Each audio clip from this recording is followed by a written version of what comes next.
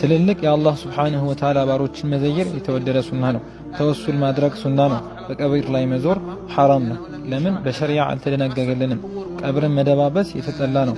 አንድ ሰው ቀብርን ቢስም ይጠየቃል። ለምንድነው የሳምከው ይባላል።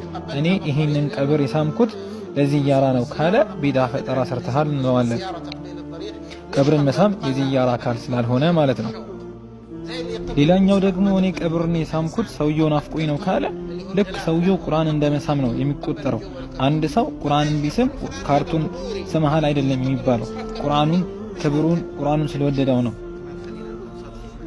ይሄ ሰውዬ ቀብር ስለሳመ ቀብር አምላኪ ነው አንለው። ልክ ቁርአንን የሳመ ሰው ካርቱን አምላኪ እንደማንለው ማለት ነው። አንዴ ከኔ ጋር ሆኖ እየተስተዋለ ያለው ነገር አግባብ ያልሆነ ነገር ነው። ቀብሩን መዞር ጧፍ ማድረግ ሐራም ነው። አላህ አልደነገገውም፣ አላህም አላዘዘም። የአላህ ሱብሓነሁ ወተዓላ ትእዛዝ ያልተከተለ ነገር ነው። አላህ የተከበረውን ካዕባ ውጪ ጧፍ እንድናደርግ የትኛውም የደነገገልን ቦታ የለም። አንድ ሰው ቀብርን ጧፍ ቢያደርግ ሙሽሪክ ነው የምንለው አይደለም። ቀብር ጧፍ ቢያደርግ አንድ ሰው ጃሂል ነው የምንለው። ጃሂል ከሆነ ደግሞ ያን ሰውዬ ማስተማር ነው፣ እየሰራ ያለው ነገር ትክክል አይደለም እንለዋለን። አንተ ሽርክ ሰሪ፣ አንተ ቢድዓ ሰሪ ብለን እሱን አናባርረው።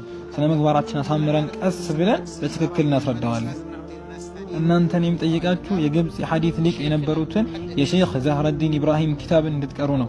አተወሱል አልወሲላ የሚለውን ኪታብ እንድትቀሩ ነው። እሳቸው በዚህ ጉዳይ ብዙ ነገር አጋጥሟቸዋል። ሐሳባቸውን ለሚቃረኑትም በዛ ኪታብ ላይ ብዙ መልስ ሰጥተውበታል። እንኳን እሳቸው እኛም ብዙ ችግር አይተናል። ብዙ ደም ፈሷል። በዚህ የመጣነው ሮዳ ላይ የተገደሉ ሰዎች ቁቡሪ ሱፊይ ናቸው ተብለው ራሳቸውን እኛ ሰለፊዎች ነን ብለው የሚሉ ሰዎች ናቸው የገደሏቸው።